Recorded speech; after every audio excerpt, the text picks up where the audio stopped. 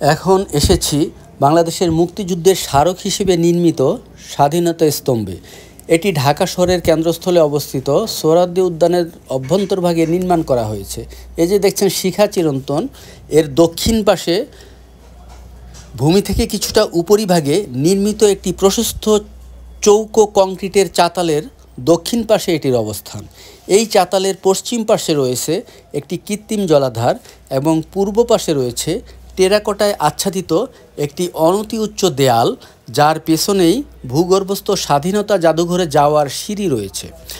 সন্ধ্যাবেলায় কাচ নির্মিত স্তম্ভটি একটি আলোক স্তম্ভে পরিণত হয়। এ থেকে বিচ্ছুরিত শক্তিশালী বৈদ্যুতিক আলোকরশ্মি চারপাশের আকাশকে আলোকময় করে তোলে।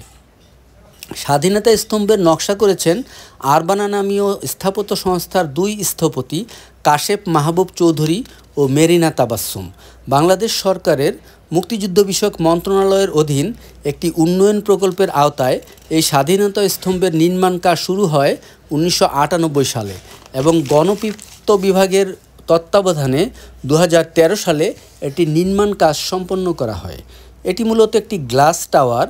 টাওয়ারটির কাঠামো ইস্পাত দিয়ে তৈরি। এর উপরিভাগে রয়েছে স্বচ্ছ কাচ। এতে সূর্যের আলোর প্রতিসরণ ও প্রতিফলন হয়। রাতে বৈদ্যুতিক আলোর মাধ্যমে স্তম্ভটি আলোকিত করা হয়। টাওয়ারটির উচ্চতা 150 ফুট এবং প্রস্থে 16 ফুট। স্বাধীনতা স্তম্ভের প্রধান আকর্ষণ হলো এর স্তম্ভ। পূর্ব পাকিস্তান সেনাবাহিনীর সর্বাধিনায়ক আমির আবদুল্লাহ খান নিয়াজি যেখানে আত্মসমর্পণের কাগজপত্রে স্বাক্ষর করেছিলেন, সে স্থানেই এই স্তম্ভ বা মিনারটি নির্মাণ করা হয়েছে।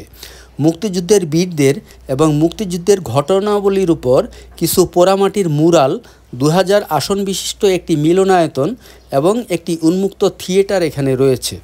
প্রকল্পের জলাশয়টি সারাদিন পুরো টাওয়ারকে প্রতিফলিত করে এবং প্রকল্পের সৌন্দর্য অনেকটা বৃদ্ধি করে।